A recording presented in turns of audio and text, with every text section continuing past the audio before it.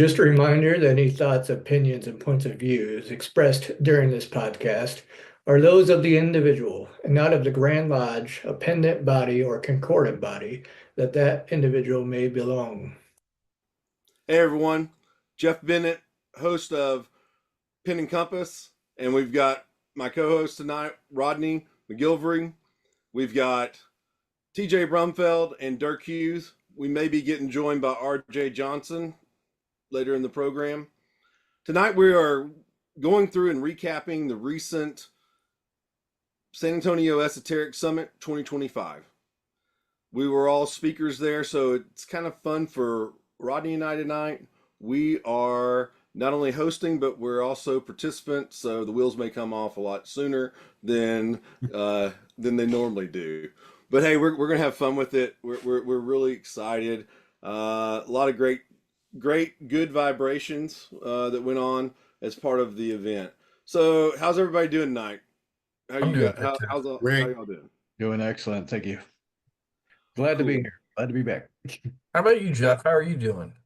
I am I'm psychedelic, man. Look at it. Look at me behind me. I'm doing great. Hey, I guess I will go ahead and say this in public and be recorded. About a month ago, I became a grandfather for the first time. So excited about that. So that's the glow I guess I have, and we got some extra shades of pink in here that maybe are not in my backgrounds because I got a grand girl now. She's wonderful. So, but I'm very excited to have the brothers, companions, fellow Masonic, esoteric educators on here tonight. And we had a great event. I mean, it was just really wonderful.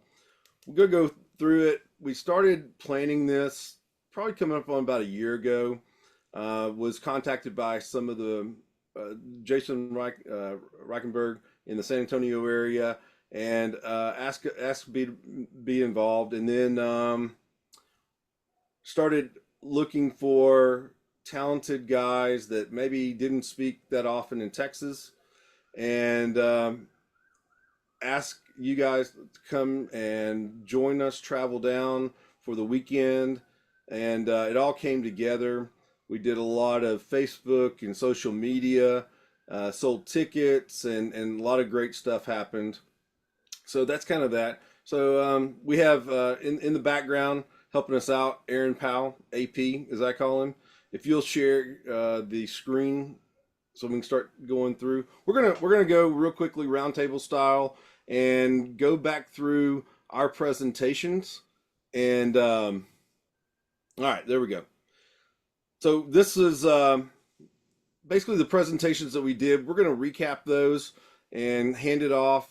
And so next, yeah. So the event had maybe a different flavor than some of the other events you might could have gone to. We structured a overall theme to the program. We actually even staged the presentations, the speakers, their expertise, their subject matter, and we actually made sure that everything kind of flowed together and was binded together, was woven together. We were trying to make more art than just download of information. We wanted to educate and entertain at the same time. Try to make it a really immersive all five senses experience. And I think for a first time, I think we did a really great job of that. So the speakers were myself, and I went over my symbolism amplified book concept that I'm working on. We're going to have RJ Johnson, if he comes on, go through and talk about his presentation. Rodney is our alchemy expert, and he actually talked about alchemy in many different ways and explained that. And then we had TJ. He was a double-barreled shotgun, red-headed double-barreled shotgun, old shotgun TJ there instead of shotgun Willie, as we have down here in Texas. But he did two presentations on the Kabbalah and more of an informational download before lunch. We had lunch, let people kind of meditate on that a little bit, and then came back, and he went in and he explained the tree of life in various traditions. Did an amazing job. We'll talk about that. Dirk is an actual beekeeper. He talked about beehives and symbolism, and just you'll hear that he knocked it out of the park. Ben Williams joined us for the summit tonight. I think he's not going to be able to join us, but he also gave a speech, and it actually was about cornerstones. So next. So starting with my presentation, I'm going to go first. I'm going to make this brief. Y'all are going to be shocked at how short I'm going to talk.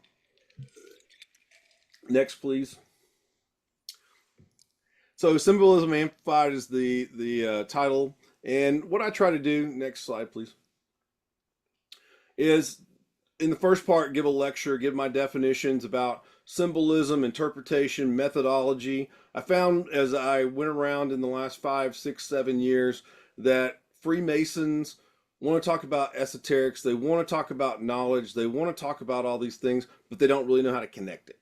So it was kind of awkward for me, as much as some people think that I have an inflated ego. I really was kind of struggling with, am I the best one to go first? And is that really grandiose and egotistical and everything?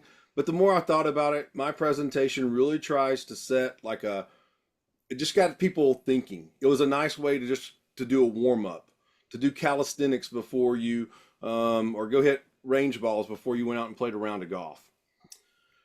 So the middle part is actually, can you go back one slide? Sorry. Middle part's interactive. I do kind of a exemplified interpretation after I've given all these definitions. Some of the slides you'll see in here are actually from the presentation. And then the third section, which not really going to be able to exemplify, but small groups, and I'll go over that. So next. So this is a slide. It basically just like you see there, it's real basic, and I'm starting to get people thinking about symbolism and actually what it is. Next. Just going over the basics that we have, especially in Freemasonry, in the degree work, and talking about shapes and colors and things that are right there that a lot of guys just don't stop and explore. Next. Talk to them about surface and depths and levels that are contained within symbolism, and whenever you interpret that, how you kind of extract that out. So next. And this is just another representation of that to kind of show the different levels, a high, a medium, a middle, a low, kind of the ascending, the terrestrial, and then a deeper meaning. Next, yeah. So my middle section covers the cosmology of the lodge, and basically goes through very much maps out for you as an interpretation of what's going on, especially in the ritual that I know the best in the Blue Lodge, which is the Grand Lodge of Texas. So there was interaction there with the ceremony being alluded to, and then kind of breaking that down in the junior warden station, senior warden station, and the worshipful master. And kind of all the things that you could interpret are a fair amount, 4 to 6, about each one of them. Next. A little bit more of the supporting slide, and there's probably 3 or 4. You can just kind of roll through those if you'd like, and just kind of goes over the different aspects of that part of the presentation. This talking about maybe going to the other side, darkness and light, and all those type of things that we explore. Yep, form of the lodge and kind of where we work as Freemasons. So next, what's the next one? Yeah, and just some other things about how we're always kind of exploring and looking at symbolism. So next.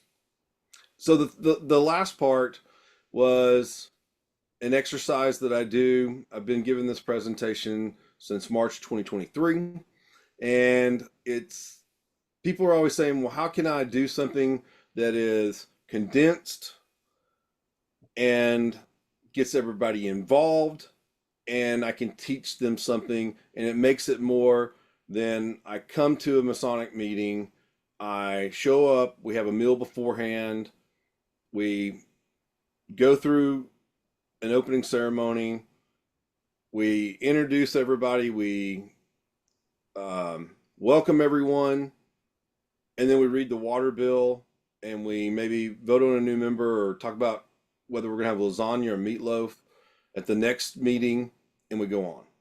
And so this altar of symbolism, altar of interpretation is designed to get people more into a workshop mode and kind of into a practice and to kind of give them an opportunity to break up into small groups and focus on their own personal interpretations of symbolism. And it's also to create a synergy and to bond them together. So RJ's up next. If you can maybe what did you guys think about my presentation? I'll just, while he's doing that, what would you guys think? I thought that actually the order that they were structured was fantastic. If you had a question about going first, because they dovetailed into each other so well. And I hadn't seen everyone's presentations. As I'm watching the ones leading up to mine, I'm like, oh, they're leading into things I'm going to talk about. And I thought everything dovetailed really well. I also really loved how interactive it was. And it was like an opening warm up, but it was like a mental calisthenics.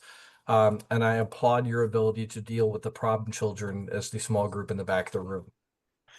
Which would have been us. It the was talent. that was a fun time. I mean, especially the part, because you saw how each individual dug into symbolism themselves, which is actually the root of esoteric Freemasonry. It has strictly to do with digging into the symbolism. That presentation, I've designed it to be an invitation as well as a challenge. And it's supposed to meet you wherever you're at, unless you're wanting to goof off in the back of the class like you're in 7th grade algebra or something, like you 5. Of course, your ringleader, the I don't know what Iceland. He's in Iceland right now, Ben Williams. So he was probably the instigator, and Rodney was the fuel. If Ben was a spark, Rodney was the fuel. And Well, then I think to piggyback on what TJ was saying, it almost felt like one big day-long presentation that a bunch of different guys were given. That's what I think is really honoring your ability to put those together, where I thought it felt had a lot of continuity. Yeah. Well, You seem like go ahead, Rodney. maestro of this whole orchestra, man. Well, I man, you two guys saying that, and TJ, you always have great comments. I appreciate all the positive energy, and I just love I just love doing these kind of things. So really enjoying my life right now as far as that goes. With that, it was fun to do that, and for me, the reason I could do that is because I'd spent so much time with each of you personally. I mean, Dirk and I've seen each other, I think, in person now 3 times, but we're constantly in between those times. It's been years. I mean, I've known him over 5 years, known Rodney for a year, TJ for a year and a half, 2 years, Ben in the last 3 years, RJ also, and getting to spend time with you either at an event like that or whatever, just really, I knew your strengths, I knew who you were, and it was so much about what you were going to talk about. I knew that would be spot on. I didn't have any problem about that. It was more about how you fit in as an individual to the whole. And we'll get to that whenever we talk about some other segments of that event, especially towards the end of the day, right? That was designed to bring out that, well, the greatness that what is it saying, TJ? the parts and the components are not greater than the whole. And I don't know if I'm stepping out of line here, but I think No, Friday night's dinner had us all bond, so we were all like part of the same team. You know, designed to do that. there was no like, oh, I don't want to look like a jerk in front of these guys because I already looked like a jerk in front of those guys the night before, and they survived it. Yeah, Friday night was like initiation itself into this little. we'll go that we have slides for that. So Uh-oh. He's gonna. all right. So can we come back on and go over Rodney's? Do we have the ability to bring back up Rodney's opening slides? All right, there's the man, the myth, the legend himself. So, Rodney, why don't you take off, and I'll be quiet, and then we'll do the same thing. We'll come back. We'll stop the screen share, and we'll come back, and we'll talk about what was so awesome about what you did. Sounds good. So I'm a practitioner of speculative and operative alchemy. So I wanted to create a presentation that is a good representation of both, and Paracelsus created a system that really encompassed both of those ideologies and is called spagyric alchemy. So my presentation was titled "A Introduction to Spagyric Alchemy." I came across alchemy itself while I was a member of a Hermetic organization called the Hermetic Order of the Golden Dawn. It was a late 19th century organization that delved into the occult, mysticism, ceremonial magic, and so forth, utilizing the system of the Tree of Life, which is a very syncretic system that you can lay upon various attributes that can incorporate different traditions, including alchemy. This organization was started by 3 members of Freemasonry, specifically a group within the Freemasons, which is Rosicrucian, called the SRIA. And those members were William Westcott, Robert Woodman, and McGregor Mathers, which are those 3 gentlemen there. After these individuals started this organization, others that were very influential joined as well, like Arthur Edward Waite, who created the most popular tarot deck, the Rider-Waite tarot deck. He was also immersed in Martinism and Rosicrucianism as well. You also had other members such as Aleister Crowley, which a lot of members of the Golden Dawn were not happy with. He eventually got kicked out, started his own tradition and whatnot. So this organization is what led me to alchemy, as well as Freemasonry eventually.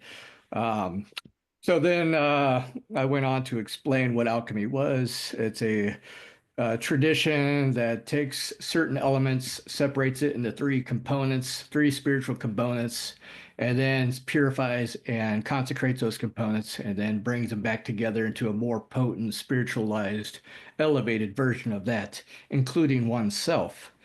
I delved into the history of alchemy, which stemmed back from ancient Egypt, goes into Greece, into the Middle Ages, the Renaissance period with John Dee, and then into the Enlightenment period with the Rosicrucians, through to the Templars, who brought alchemy to the Western world, and then to today with researchers and teachers like myself. One of the main points of alchemy that I had to explain during this presentation was finding one's true self, which is the prima materia. That is also compared to the symbol of the monad in ancient times. And then in Freemasonry, it's also compared to the circumpunct symbol. The whole purpose is finding your inner self and then perfecting that inner self by eliminating the draws. And then Freemasonry actually has working tools that helps with that process. Becoming the rough ashlar into the perfect stone, that's an alchemical transmutation. You are starting out as a good man, transmuting your draws or your vices and superfluities and becoming a better man. This tradition delves into various religions, including Christianity. So I use the term "it is finished" that Christ said on the cross, and that really has to do with the completion of the great work. So I explained how one goes through the processes to complete the great work and obtaining the philosopher's stone, which it turns out to be oneself. This creator of this tradition of spagyrics is Paracelsus. He is a 16th century philosopher, physician, chemist, as well as alchemist. He actually was the first person to utilize alchemical principles, turned them into a spiritual science, as well as utilizing alchemy to make medicines. So I gave the history of Paracelsus and what he brought to the table in regards to that. The main processes of alchemy is separating and recombining, so solve et coagula. So when you separate all your elements of oneself or the material you're utilizing, this slide here shows what those elements represent. And I did happen to bring some physical lab equipment to San Antonio.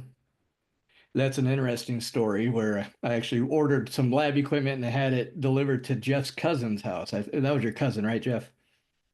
So the piece of lab equipment I brought was a distillation train. So this shows you how to distill grapes into pure alcohol, which is the element of mercury within alchemy, or philosophical mercury.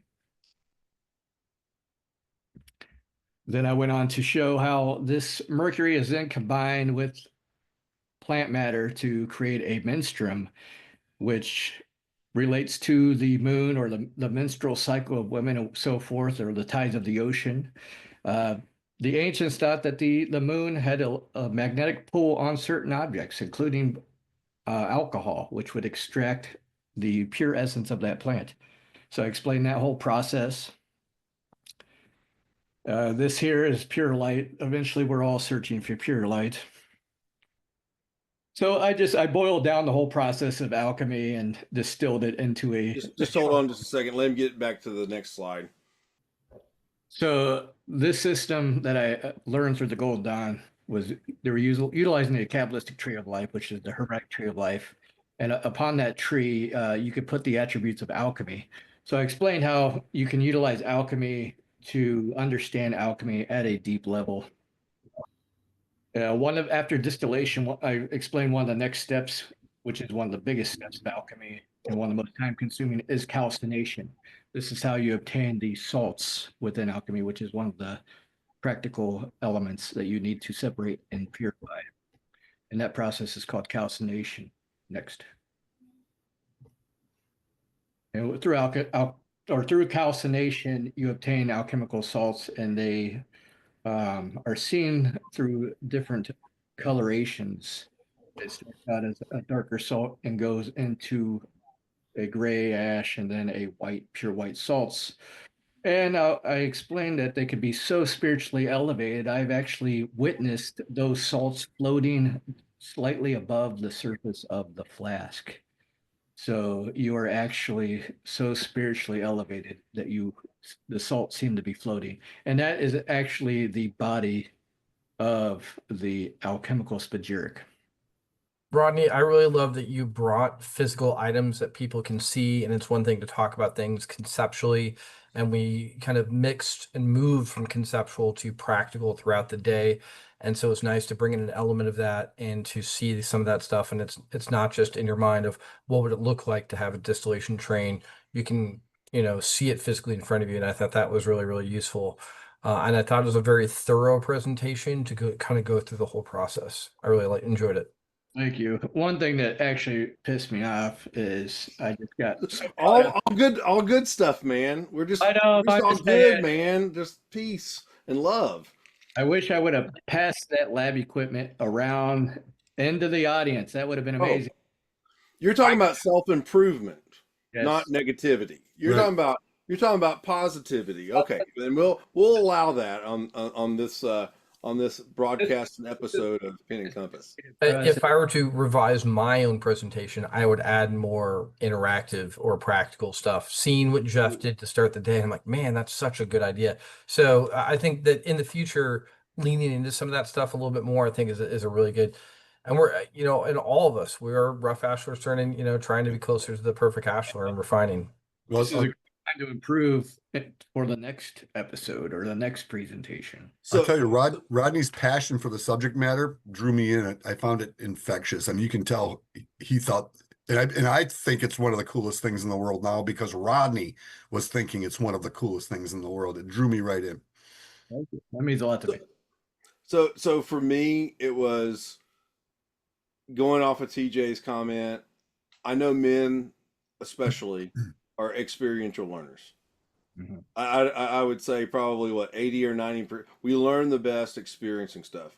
Especially, I would think those of us that are addicted to Freemasonry and to ritual and to being in those immersive experiences. And so I was trying to bring that not in a ritualistic way, in more of a practical way into the room, into the space. And so you guys, y'all did a wonderful job of that. I was asking you maybe to do some things that I'm good at, which maybe I didn't, maybe room for improvement there on how to coach a little bit or do some directing or something like that. But that was still fun, and it was your presentation, Rodney. I had seen it before online. That's how you and I met, June the 8th, 2024. And I was impressed with it that day.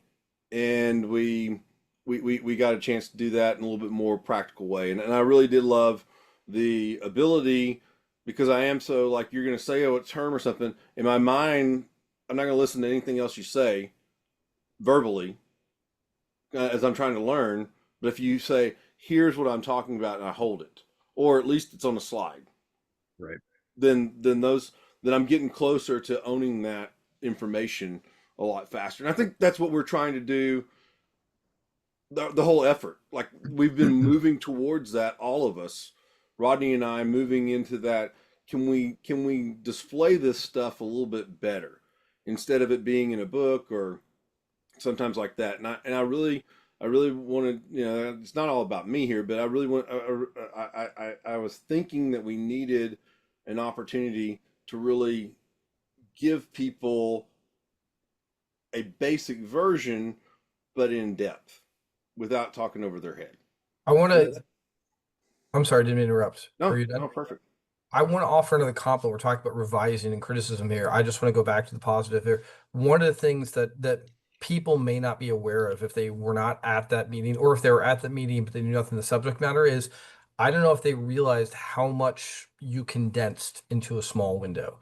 And it is so hard to take a very big, abstruse, complex, difficult subject and break it down to layman's terms and to convey a whole bunch of information in a very short period of time.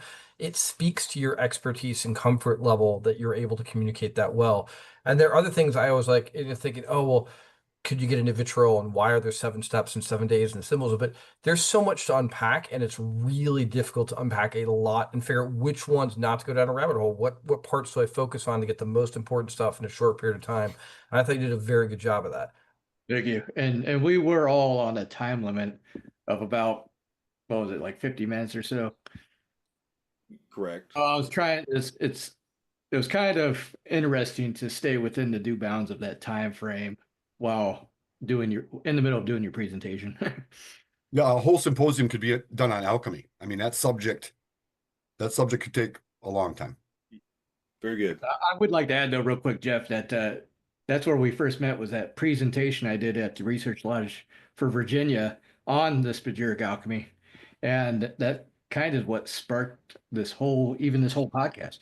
It was a transmutive moment. It was transformational. Yes. Well, no, not kind of. I can probably go back and tell you the exact moment on June the 8th. So exciting stuff. We'll get into that. That's section 3, part 3, segment 3, whatever you want to say. We're just focusing on the individual presentations in this part right now. Okay.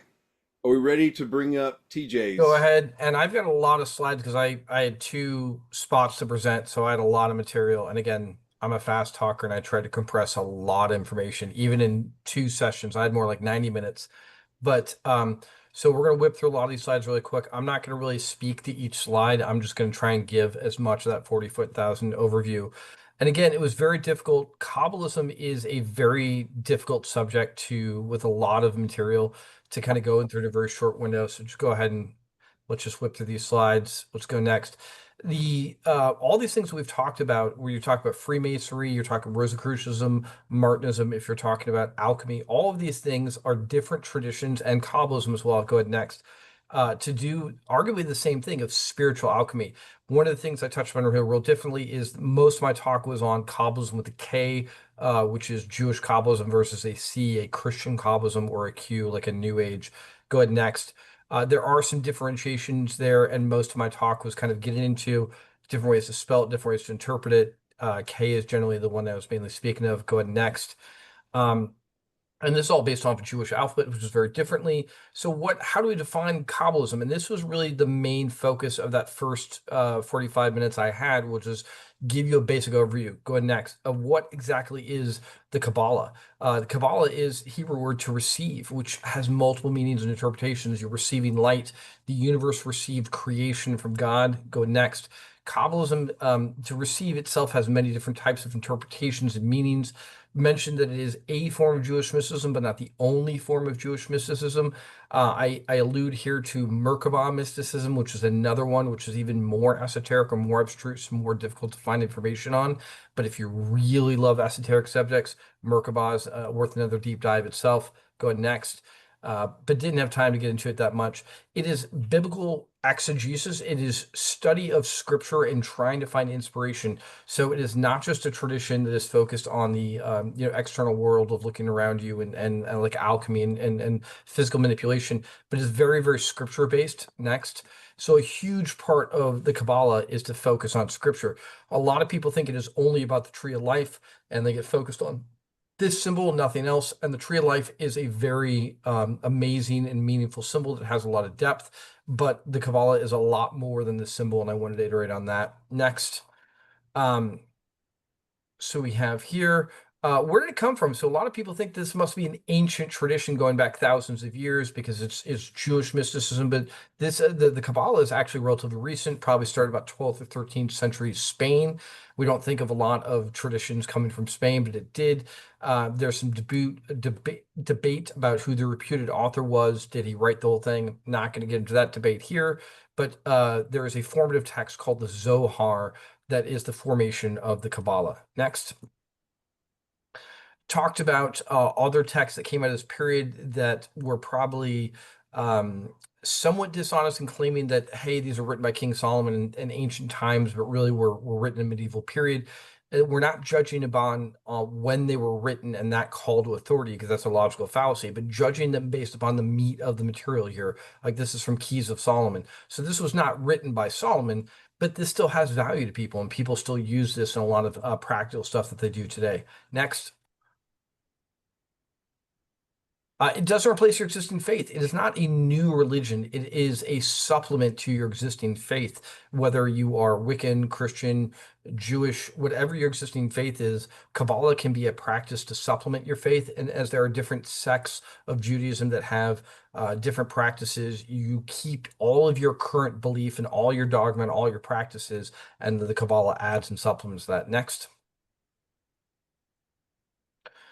This symbol had popped up in multiple people's PowerPoints and slides for a reason. This is an ancient wood carving. There's a lot of symbols and depth in here. But one of the things I was talking about when this came up is the immortality of the soul. And there are different sects of Judaism that don't all believe in the immortality of the soul, but it is a big part of the Kabbalah. Next.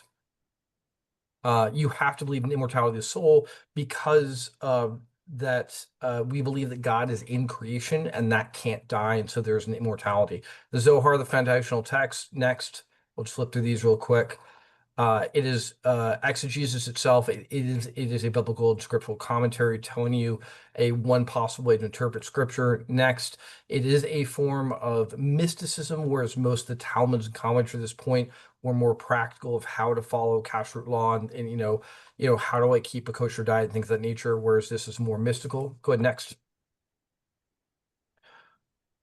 It also deals with cosmology in the universe of understanding the entirety of the universe and all of creation and where it came from.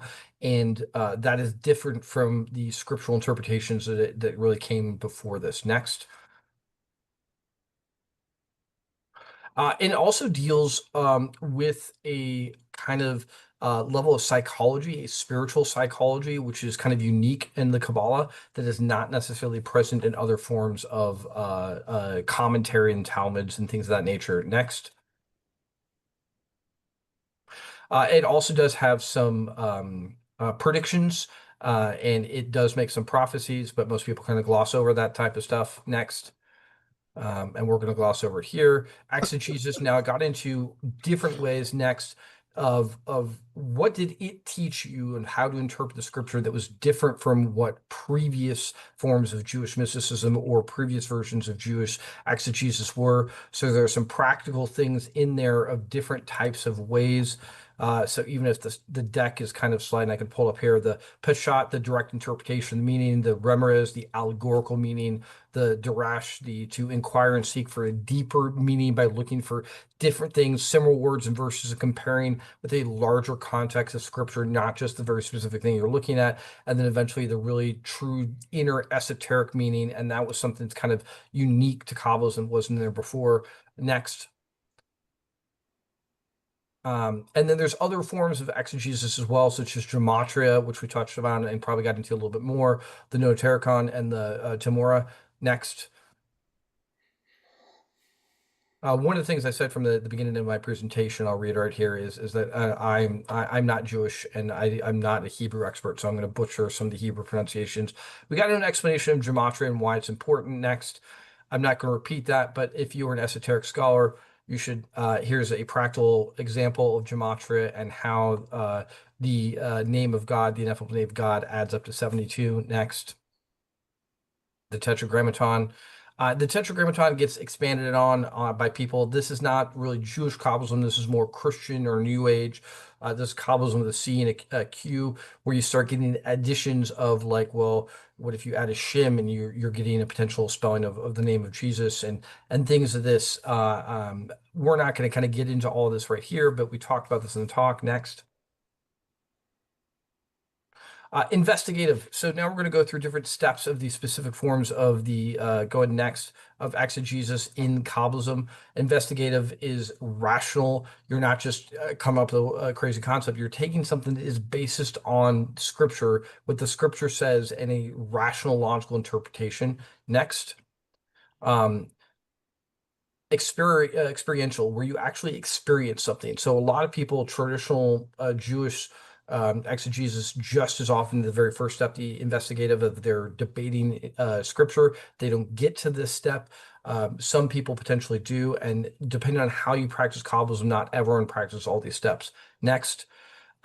So by kind of diving into and meditating on things, you may actually experience things such as a message from a prophet or and these are the type of things of if you believe that you're trying to commune with your creator and have a closer connection with them, that this practice is a form of spiritual alchemy, as it were, to have a closer connection, and there may be a mediator or someone where you have a particular experience here, and this can lead to theurgical, which is rare. Next. Most practitioners aren't actually practicing. We stopped here. Go ahead next. This was the breaking point initially for me to break the two segments. Practical, go ahead next. The theurgical part is an actual, effectively magical practice. And what's the definition of, say, magical versus a religious sacrament is kind of semantics here. Most people do not practice this, but this is one of the things that makes Kabbalah unique, is the potential to have a theurgical practice of sacramental religious magic, as it were. which is not necessarily divination, but it is, and it's also not performing a ritual. You're not performing like a lesser banishment ritual, and you're not walking around the room in a specific way or doing very specific incantations. Rather, this is actually meditation. I've never heard anyone else describe it this way, but my interpretation of Kabbalism in a lot of ways is it is sincere, it is faithful, and it is intent. And if I wanted to summarize all of Kabbalah in 3 words: sincere, faithful, intent. And you have to be sincere in your beliefs of how you approach it. You have to be faithful of following the dogmatic practices of what your faith is. And then you have this intent of you focus and meditate on a very specific thing, a scriptural passage, a sigil, a sign, something from gematria, and then focusing on that, you may have a theurgical practice that allows you to commune. Go next. I don't know if we lost it or going next. So this is where the things that I think are a little bit different of the Kabbalah is getting into that. Then we process from here. Then we get to the actual Tree of Life section. Before we get to the Tree of Life, there are 10 sphirot. Go ahead next. 10 sphirot on the Tree of Life that you generally see, but there's also portions not on the Tree of Life, because the Tree of Life describes the universe largely as we see it, but there are things that are before creation, such as Ein Sof, which is sometimes represented by a dot and a circle, which is also alchemical gold and the sun and the circumpunt and masonry, and Ein Sof. Ein Sof is a spirit that is not on the Tree of Life, but is very, very important. Next, it is what existed before and after creation. It is effectively the true nature of God, who had to create a void and kind of remove himself and withdraw himself in order for there to be a space to then kind of emerge into for all of creation to occur. So the Tree of Life that we are used to seeing actually starts with Keter at the top. It does not start with Ein Sof, but Ein Sof is really kind of what happened there before. And so most people are familiar. The Tree of Life is actually 3 pillars before we get to the 10th spirit. And those 3 pillars actually have symbolism and meaning themselves. And those are often attributed to the Masonic pillars of wisdom, strength, and beauty. There's a feminine, masculine aspect. I'm getting into the weeds. High level. Let's go next. If we can't get the slides to go, if we can't get the slides going, I'll just keep going. Ein Sof next. Again, this is the Tree of Life. I'm not going to get into all the details, but there's actually 3 triangles here that we talked about as well. Next, there is a portion that's not revealed. Some people expand this into a 3-dimensional that has all 10 or 12 sphirot and not 10, but this is not part of Jewish Kabbalism. Some people feel that the secret is intentionally not revealed, and this is the real secret to it, but this generally has not come from rabbis. And it's based on base 12 math instead of base 10. Next. There are 4 worlds of existence, and so you can overlay the trees of life and they become a larger section. There are 33 paths here. There is a specific order of creation as we move through these 4 worlds, and a brief explanation of what those 4 worlds are. Next. And there's an argument that there actually is a 5th world of Adam Kadmon, which some people think is the first Adam of Adam and Eve of biblical creation. But Adam Kadmon is actually a representation of not just of man, but all of primordial creation, the Garden of Eden, like the world at the state of creation, and how these mapped next to Hebrew letters, Yod He Vav He, and the 4 elements. 3 levels that exist within here, the 3 levels of our soul. Next. There's an awful lot here. It was hard for me to condense this in a short particular period. And that is one of these great challenges, to get a lot of this detail in a very short window. But was kind of doing all these different things that we can learn and get from applicable lessons, the correspondences. So people focus on the individual 3 columns or the dots, the circles on the Tree of Life, but the paths that connect those dots are these, the paths themselves are attributed to a Hebrew letter and a number, which has a value in gematria. And from those, we get a variety of other correspondences. People have changed their interpretations of these correspondences through time. So there's not one definitive truth. There's a lot of interpretations, and you can map all kinds of things here, such as the major arcana from the Tarot, astrological symbols, all kinds of things. Next. So we were talking about different ways you can apply the Tree of Life to get different lessons. Go next if we can. I know that the deck is kind of slagging. You can also rearrange these in specific ways to effectively get kind of recipes for specific things. Most people don't talk about this in the Tree of Life, but I think it's kind of a unique and interesting thing. Next, if we can, because I don't want to reiterate my whole presentation here. There's also an ascending and descending nature of this, similar to Jacob's Ladder or the Tree of Life. It is intentionally done in a certain specific order, though I don't see it as a stepping stone that I'm supposed to go up the sphere in a particular path. That the higher and lower, that all these are part of creation, part of the whole, and have meaning. The bottom, the mountain at the bottom is not necessarily evil. It is just kind of the lower part, closer to earth and closer to the banal and the physical. Next. And so that gets the question, if that doesn't represent the bottom, it's not necessarily the farthest from God and evil. Is there evil represented? Because there's evil in the world. Evil is part of God's creation. So how is that represented? The Tree of Life just demonstrates the entire cosmology of the universe. And there is a alternate version of the Qliphoth that is a different kind of the inverse side of the Tree of Life, and it is inverted. It is used by Aleister Crowley in Thelema, that they've expanded upon it for purposes I don't necessarily support. So I didn't get into the full details. I didn't show it, and I didn't talk about those things, but just know that it does exist. Next. And I think that's kind of the majority of it. There may have been a couple other things I talked about, that we are both creator and created, that it teaches us how we should act as creators by following that model. Next. As we are all archetypical spiritual temple builders in Masonry, that there are applicable lessons we can take from this of how we should approach our Masonic journey and our Masonic labors. And so that was kind of a lesson in there. And also, I think I got into where does exactly this come from? I thought that the first time I was reading about this in the 90s, I'm like, why are you giving a creation story next that is different from what's in the Bible? Isn't this based on biblical scripture? If this is what you're getting out of the Bible, how's it different from what I was taught in Sunday school of God created the heaven and earth in 6 days? And actually, this is coming out of scripture, that Genesis 1 and 2 give what appear to be conflicting views and different stories of creation. And the Kabbalah actually reconciles that in a way that a lot of theologians have been struggling with for years. If there are 10 statements of God said, and this happened. And so each of those statements of the God said becomes one of the Sphirot. Next.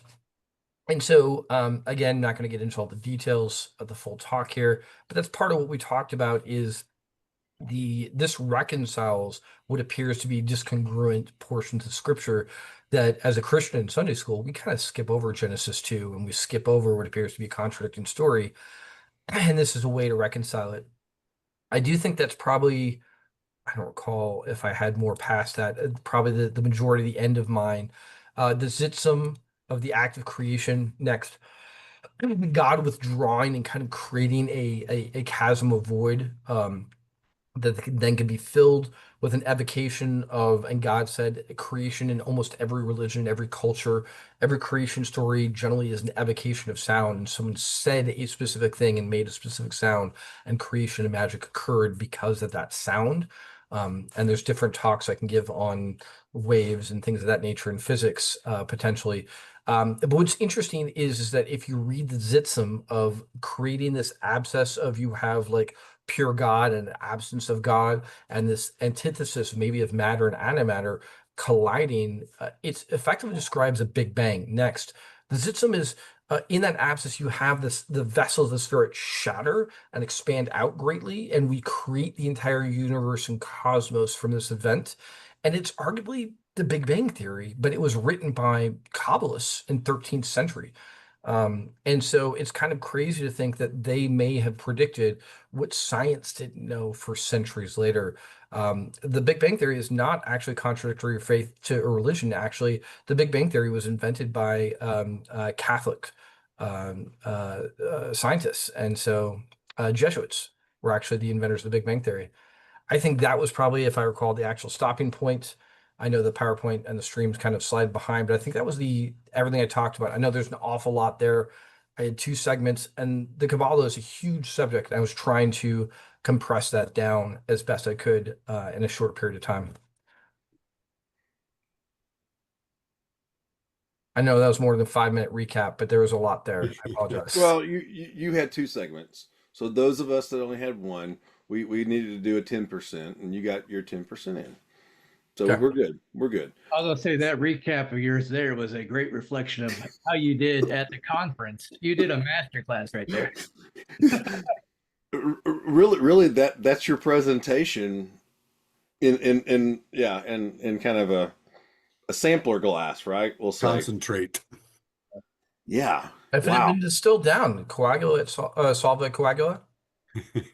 Yes, same here. So I want to jump in here and go first. TJ was cracking me up, and it's not a negative. This is positive because I knew it was positive. We really it sounds maybe strange, a little bit bohemian or whatever, but we kind of talked about it when we all got together, and maybe even leading up to it a little bit, that we wanted to really come together as one unit, the 6 of us. And the funniest thing was how TJ was the overachiever of imposter just little barking dog of I've got the imposter syndrome, and he kept bringing it up and I was like, man, I wouldn't have picked you. I wouldn't have chosen you. There were certain criteria, and I'm not going to go into all those, but and I think though it made it for the people in the audience, the audience that we had, we actually were blessed. We had Steve Liepman there, he's of the Jewish faith and background. And I think one of my happiest moments, middle of the day, when we're starting to get tired, been a long week for me. And whenever he came over, he hugged you. And he was almost in tears of joy, enraptured almost. That he was, wow, I've never seen someone outside of my faith, or maybe give such a great explanation. And going back to kind of maybe the first segment that I tried to talk about, or the introduction, I had seen probably every one of you except for RJ and I guess Ben also. I'd seen you do your presentation. And so there was one night I snuck online, Omaha, Nebraska, Scottish Rite Valley, online. I had presented a couple months before, and TJ was the next month or 2 months after, something like that. He was gonna talk on this subject, and he comes online, and just like he just did right there, it was 90-0, but man, it made sense. And I'm like, I'm hearing stuff, and I've tried to listen and engage certain teachings on that. And what you did a great job of is not over worrying and over engaging the history and the origins. You actually told us what it is in the same amount of time. And I think, I don't want to try to pull up the slide, but there's that one where you have the 3 columns, and you have the C, the K, and the Q for alphabetical reasons. And then you're like, here's 24 different ways in kind of a grid of how this one term can be spelled. And for me, I think that night originally, and then the same thing on June the 7th, whenever I resaw that slide, I was like, wow, that was so instrumental. I think was that like 4 to 5 slides in, somewhere in there. It's first 10. And so that have you finally gotten a prescription or something from the pharmacy for your imposter syndrome, or are you going to rehab? Like is there some kind of therapy that you're, physical therapist or occupational therapist or something that you're seeing to go? My daughter's an athletic trainer. She probably could help you out with that. So I'm working on it. The feedback was good. That was one of the greatest compliments I've had in my life.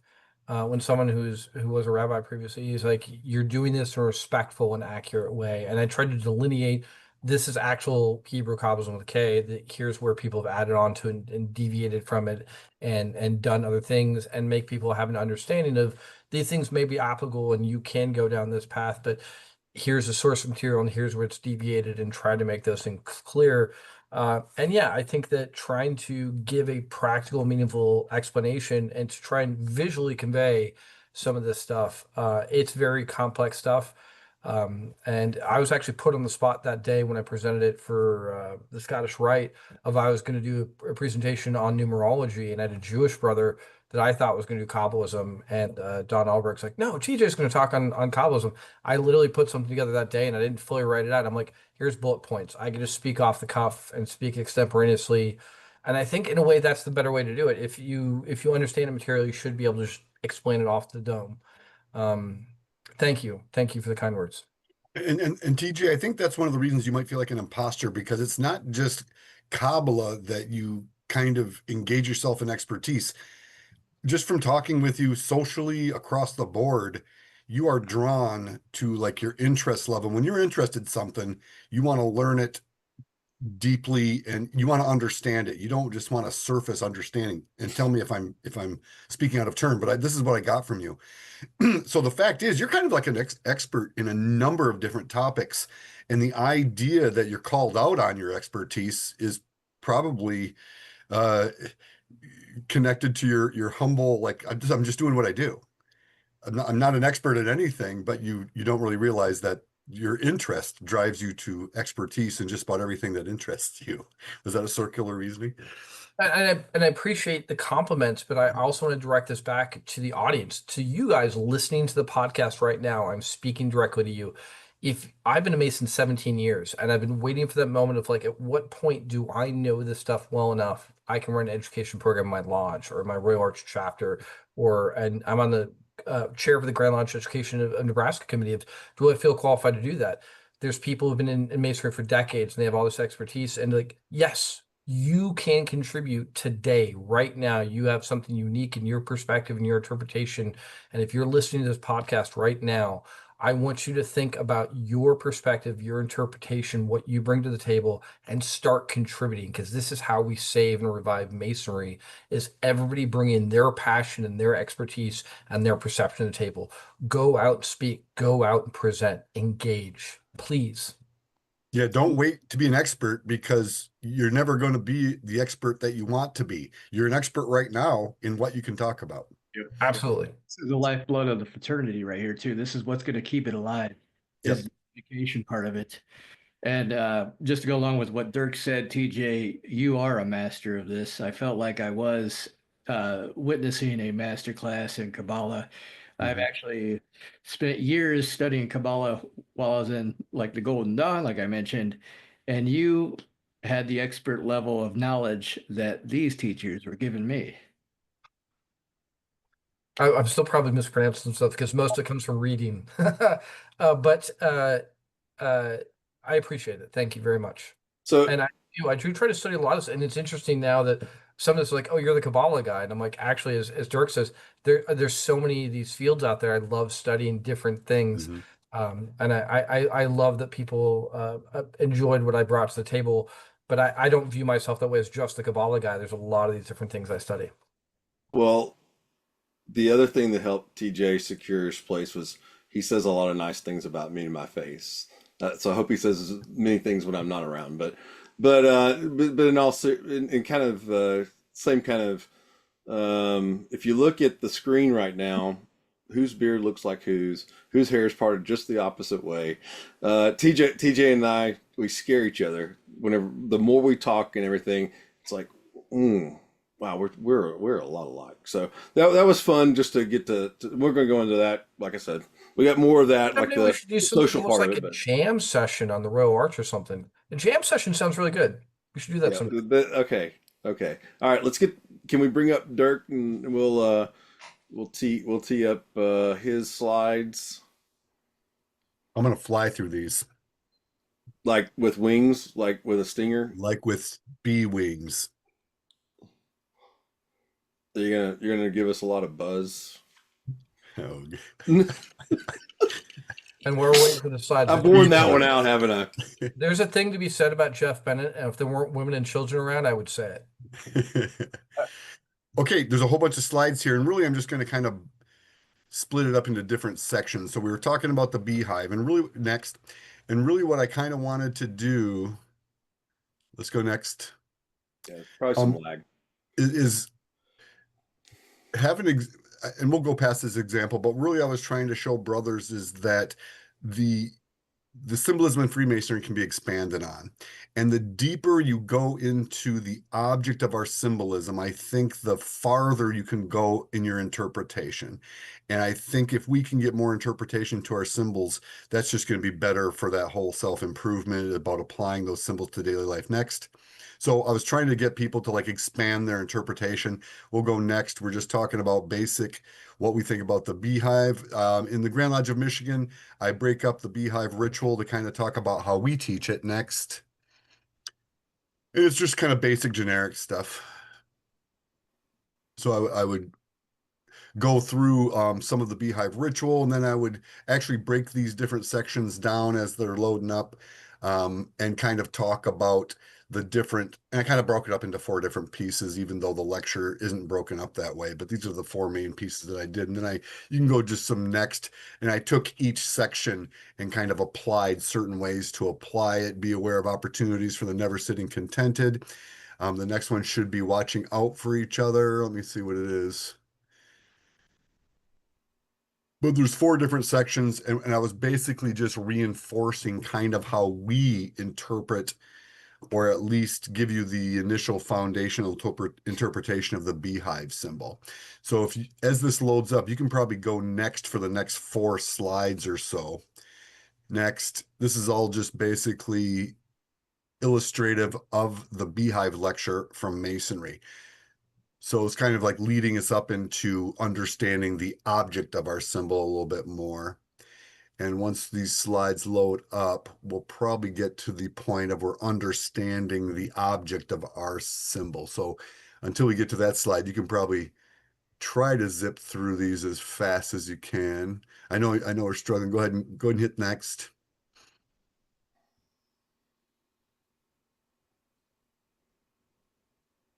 And instead of waiting for them to load up, I'll just kind of move forward. So Aaron, as you're hitting them, you can just keep on hitting next. I've got like 50 slides on here, so don't feel bad about hitting next as we go through. People get the idea.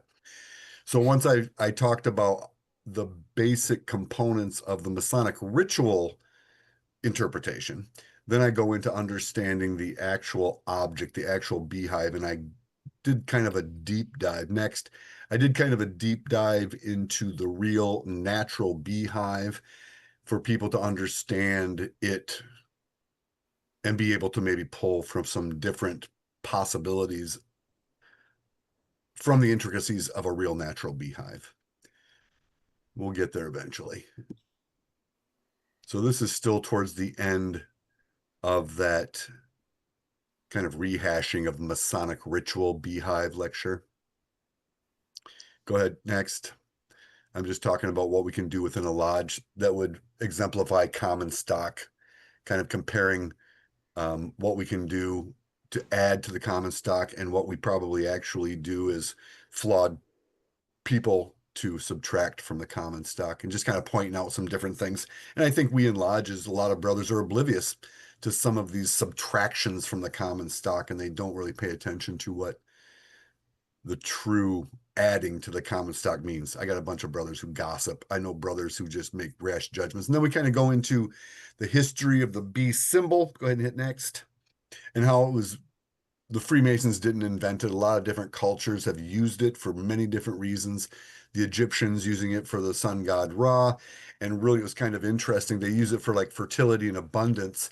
And back then they probably didn't even really have the scientific capabilities of understanding why there were so many plants and fruit and vegetables around a beehive. They had, I don't know Egyptian horticulture, but they probably didn't have a big concept of what's the word I'm looking for, guys? What bees do? Pollinators. Jeez. So you get next. These are just some examples of different cultures and what they thought of the beehive and how they used the beehive. Just trying to show the brothers that the Masons didn't make it up, that it's a very ubiquitous symbol, and we just happened to grab onto it during our time here as well. So I think the next one's kind of just going into the basic generic industry, unity, harmony next. I try to add a little bit of humor into my presentations. I think that spikes a little bit of interest. I know that I've got a kind of voice that gets brothers' eyes to droop a little bit, and sometimes you have to add humor into a presentation, for me anyway. Otherwise, I see a bunch of sleeping people in the audience. And I don't know whether to take that as a compliment. I'd rather have sleeping people than frowning people. So then we get into understand the object of our symbol. You're going to hit next, and we'll just kind of flop through these, understanding that the natural beehive is a super organism, like one big thing. And I was trying to allude to the idea, and as we talk through the natural beehive, I was hoping brothers were kind of making connections with the fraternity at the same time. Later on, I actually make those connections a little bit more obviously, but I was hoping the way I did these slides is that brothers would kind of, in their own minds, start putting together that, oh, that's the fraternity. The fraternity is this the fraternity is this big super organism. And then I really like the idea of going into like the different individuals and what the super organism does next. I'm sorry, I don't know if I've said next yet, and we're just waiting to load. So I apologize if I double next you. And so kind of next. You can probably next a couple times, and I'll probably talk faster than you can keep up with me. But I wanted to make it clear that the fraternity is also full of individuals, like the beehive, the one big organism is also full of individuals. And I think that's very important. I'm not sure if I mentioned in my presentation, but I'm sure I talked to you guys about it, that one of the reasons I didn't join the college frats is I didn't want to lose my individuality. And what I really loved about Freemasonry is that it is this big organism that actually nurtures individuality. So I kind of go through, and if we're going to have any slide problems, I'll just kind of continue on for the sake of brevity. I go into the different individuals of the beehive and what they do. I talk about the whole reason for a beehive is to pollinate and might make life possible. But I would go down and break down the different individuals and the different individual duties and responsibilities within the hive, hoping while I'm doing it that the brothers listening are kind of drawing those connections with why I'm even talking about bees at a Masonic summit. Oh, the little curly Q stopped. So I break down the different individuals, the queen, the drones. I actually tap into the ritual aspect that we are pretty harsh on the drones, but the drones actually have a purpose within a hive, and that of genetic diversity. I think when the time, at least when the Grand Lodge of Michigan's ritual was being written, I don't think they had any real concept of genetics. Somebody's probably knows better about genetics when that started, but I don't think in the Preston Webb era, genetics was even known. So that's why they kind of threw the drones under the table.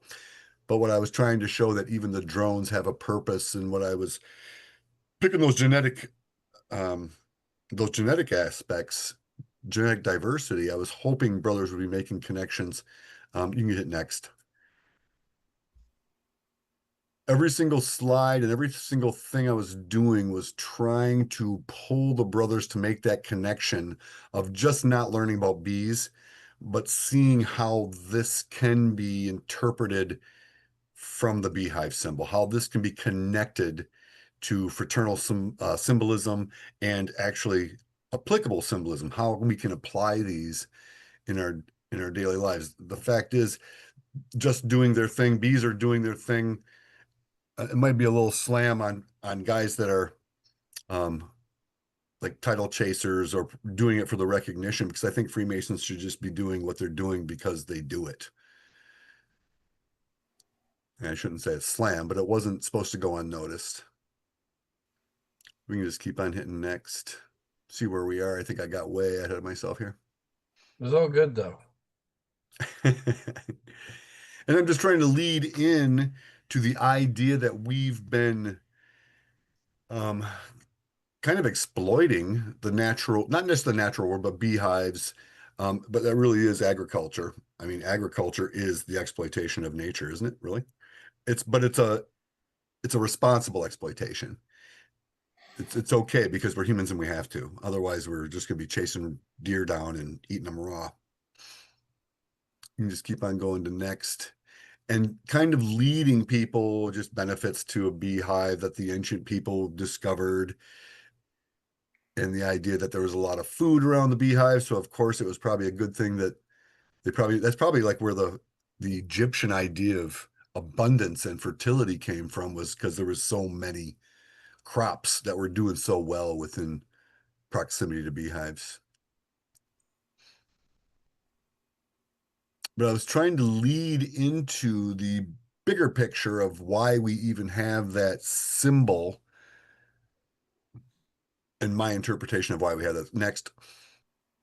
So I guess for me, the overwhelming theme was not just to like have the audience learn more about the beehive in order to incorporate. Now we're going to go through a bunch of different individuals, so you can hit next as many times as you want, because I've got about 10 slides just on this stuff. And I think I already talked about that, but I was trying to let brothers understand that there might just be people within your lodge or within the fraternity that aren't going to be the same as them. They're going to have different talents. They're going to have different jobs. They're going to have different duties they have to do, but they're all still part of this big superorganism we call Freemasonry.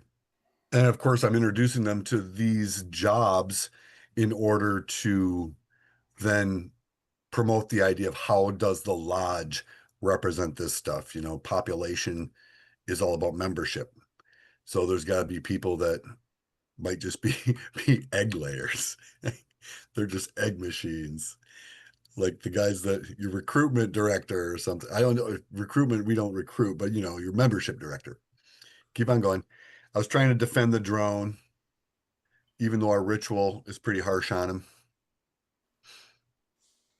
But to let guys know that we open up their minds and see there's different perspectives. The drone, fine. It's just having sex with the queen.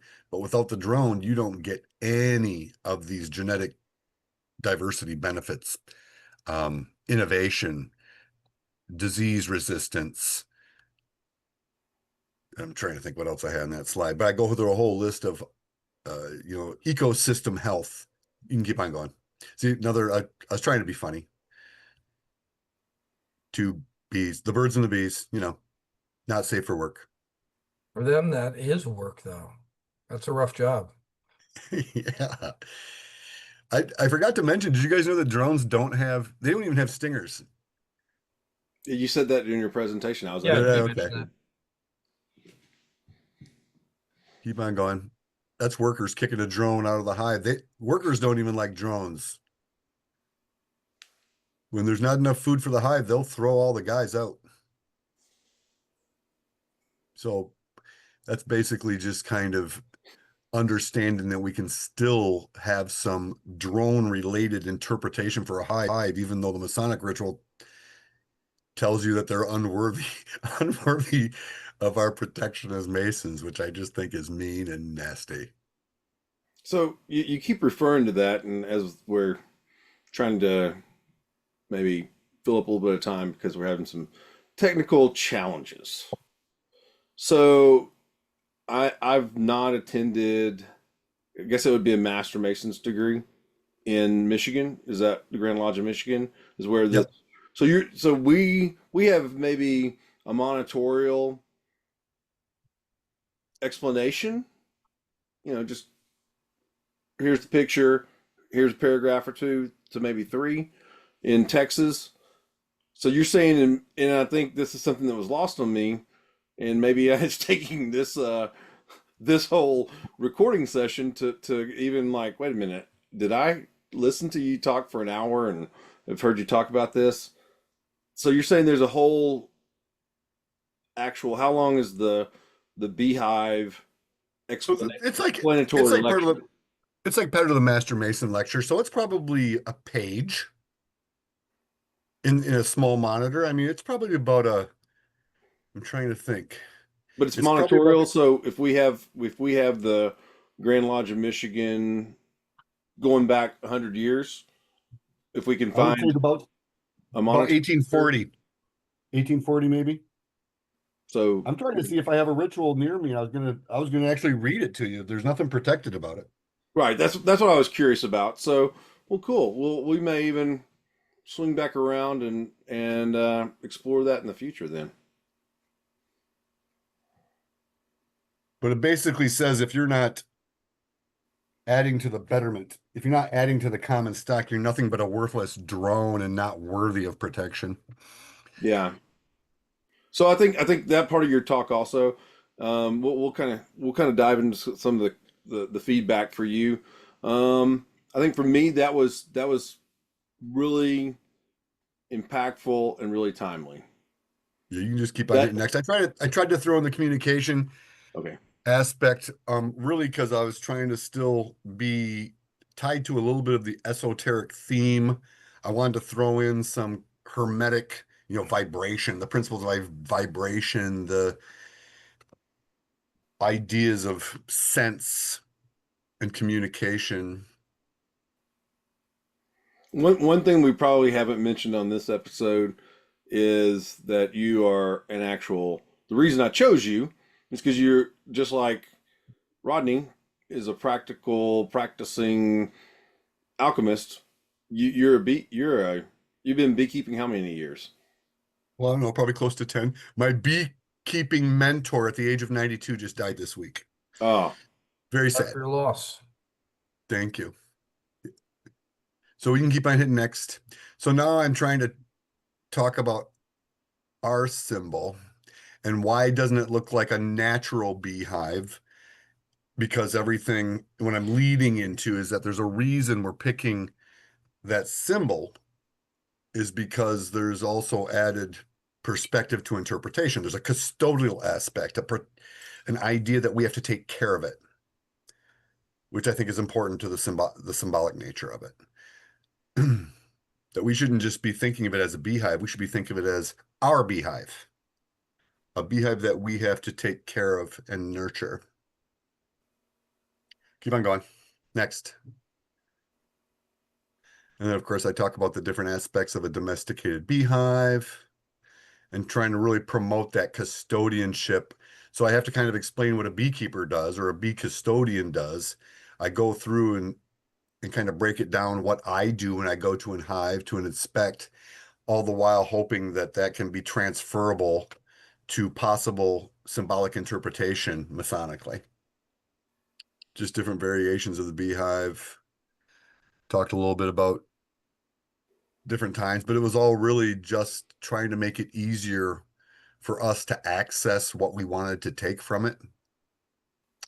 But we don't want to think of the Masonic symbol as just a symbol of exploitation. We want to think of it as a symbol of care, awareness. You call it exploitation, but that level of cultivation and maybe a symbiotic relationship has existed in vast cultures around the world for millennia. Yeah, trust me, bees aren't getting anything from us. It's exploitation when it comes to bees. There's absolutely nothing we do that adds to their life. But I get it. And I use it, maybe I'm a little harsh by using that, but the whole idea of agriculture is exploitative and manipulative. And maybe I'm just using the wrong terminology, but it's necessary. It's necessary for civilization. well, but again, you made a big point of they're just doing their thing. So if they have the space, time, and opportunity to do their thing, Might as well do it for us. aren't they as happy as bees? They are. And that's a good way that's another thing to add to the possible interpretation that the bees don't know they're being exploited. They really don't know that we're planning on stealing their honey and their wax. They're just doing what they would do in a completely natural day. They have absolutely no animosity towards us whatsoever, except the normal animosity of us digging into their hive. Just like a bear or a badger or anything else. They don't care. They're agnostic, is what you're saying. They are agnostic when it comes to the threats to the hive. For you as a superior being, Yep. they're agnostic. They found And it. I do. When I go and inspect, I demand, I'm like, hello, girls. Keep on going. Next. Whereas I like the humor. I like the humor slides. Thank you for including them. And I do. I think you need to pop one in there every so often, especially. And I'm not sure if they're all appropriate, but that was just, I found that on the internet, thought it was cool. But I want people to understand that there's a difference between like domesticated animals and wild animals. And you know, a cow is domesticated, a horse is domesticated. Bees, they're not domesticated. Next. I mean, there's animals that get used to being around people, and I'm assuming the bees aren't getting used to being around people. The bees are used to not having to stop what they're doing. That's what they're used to. They're used to doing their jobs. So they don't really care if I'm a beekeeper standing near the hive or a tree or anything. As long as I'm not messing with them, they're just going to keep on doing their thing. Next. Well, So just, let's just that's pretty much your I think so. presentation. Yeah. I think so. That's pretty much the presentation.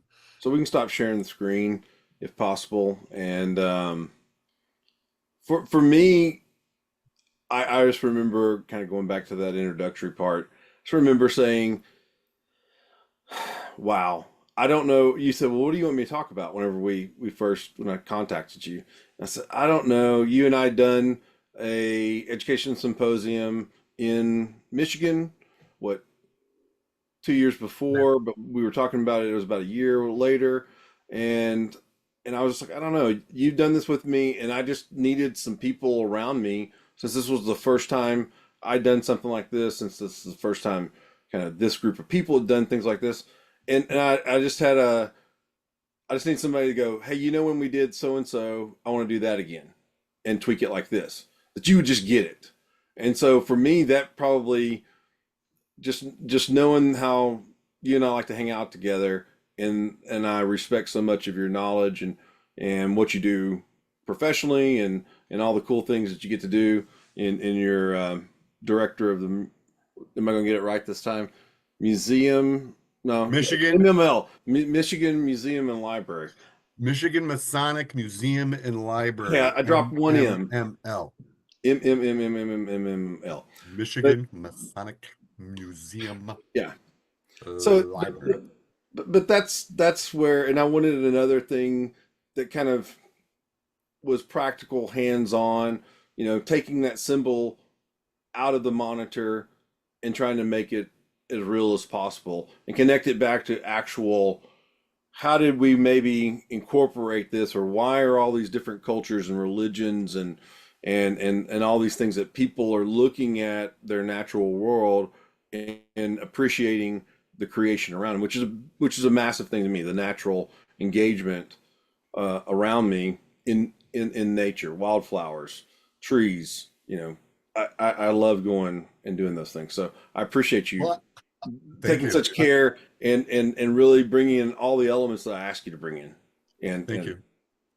And in a practical sense, it helped me because it added another presentation to my arsenal that I can offer for lodge education. I've given it twice since the summit. Oh wow, that makes me feel even better that Yep.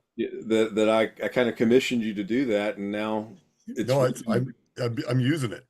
wow, that's awesome. Yeah, there's all kinds of things, and I think we even said that in the week coming up or the month coming up. Whenever we were like, people would say to me like, "What do you think is going to happen or get out of this?" I'm like, I don't know, but I just feel like there's going to be coming together of this group of six, and amazing things are going to happen going forward. So, TJ, Agreed. I'll be quiet. I got a lot here. Dirk, loved your talk. And it's funny when I first heard, okay, beekeeping's never interested me. And so when I heard, okay, there's going to be talk of beekeeping, that didn't grab me immediately, but this is such a great topic. A lot of the Masonic symbols in that Master Mason third lecture, you could say, well, what's the ark and the anchor? Well, it represents hope. And that's about it. It's surface level, and there may not be a lot more there. And maybe someone's going to surprise me with a great talk on the ark being a lot of things, or the anchor. But this is one of the oldest universal symbols that hasn't changed that much throughout history, that has really persisted through cultures and time because of its depth and meaning. One of your early slides I love, I think is one of the most important slides, the practical tool that after I saw this presentation, if I'm attending at the conference or speaker at the conference, I could put in my toolbox to take home is, here's the ways you can add to the common stock. Here's the ways you can detract. And this is not just your info dump into me. You're giving me something practical. You're putting something in my toolbox of, here's what I can take home and here's how I can change and refine and I can be a better person after hearing your presentation. The humor is great. I put a Simpsons slide in mine and I wanted to put a couple more jokes in, but I was wary of it, but I thought I enjoyed the stuff. It keeps you kind of paying attention. I think it's interesting that you both explored what the ritual says and the source object itself. So we're both looking from both angles. You were very, very thorough. The superorganism of a beehive is in many ways not just industry, but it is the lodge itself and how we all contribute our different roles. Some of us are ritualists, some are the membership guys or whatever. We're all contributing our role. We're all adding the common stock. We're making the beehive thrive. There's an egregore, a culture of the lodge that we're all adding to it, and yet we meet on the level regardless if it's not a caste system. Maybe a ritual is wrong and spitting on the drones, but we should be kind of equal regardless of our role there. The way that we contribute the different ways. I thought there was a lot that was really, really great there that I really enjoyed. And I think that it is an example that someone else could take another symbol. If you can do that with the beehive, can someone else take another symbol from one of the Masonic lectures and do a similar deep dive and take their interpretation? It's a great inspiration. Thank you. And that's kind of what I tried to do with it. And I'm not sure if I mentioned that slide. I was trying to give you guys an example of how you can just add your own interpretation. I use the shadowed or the dark north, and just to kind of let them know that this is okay. You can do that. You don't have to stop with just these words in the ritual or the monitor. You can get to know it and then make it your own. There's permission there. And it dovetailed into what we were doing in my alchemy talk. I mentioned briefly that Albert Pike said that we should study both the book of the law, scripture, the Bible, and also the book of nature, of creation around us, if you want to understand God. And the Kabbalah tells us to do this, tells us biblical exegesis, study the scripture, but know creation. And if you study creation and the world around you is a reflection of the divine, and the divine is in you and all of creation, that's how you get closer, is studying both. And the beehive is a way to effectively do that. Of if you're studying one of the most efficient and wonderful things that have persisted throughout, all of written human history, we're studying a part of nature. This is a practical way to take the conceptual thing I'm saying of studying nature, studying part of creation, and you're like, here's me doing that very thing and giving you valuable lessons. Yeah, it's like looking at the blueprints of the architect. You can look at the building all day, but if you get down into the blueprints and see why those decisions were made, it makes a big difference on how you think about it. Cool. Okay. Thank you. We could keep going. No. We no, we could, but we're not. We're gonna take a quick break. Rodney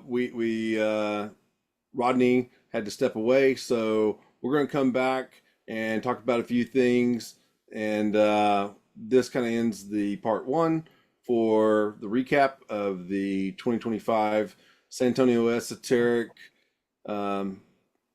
Summit, and that's it for this segment. We'll see you on the next side.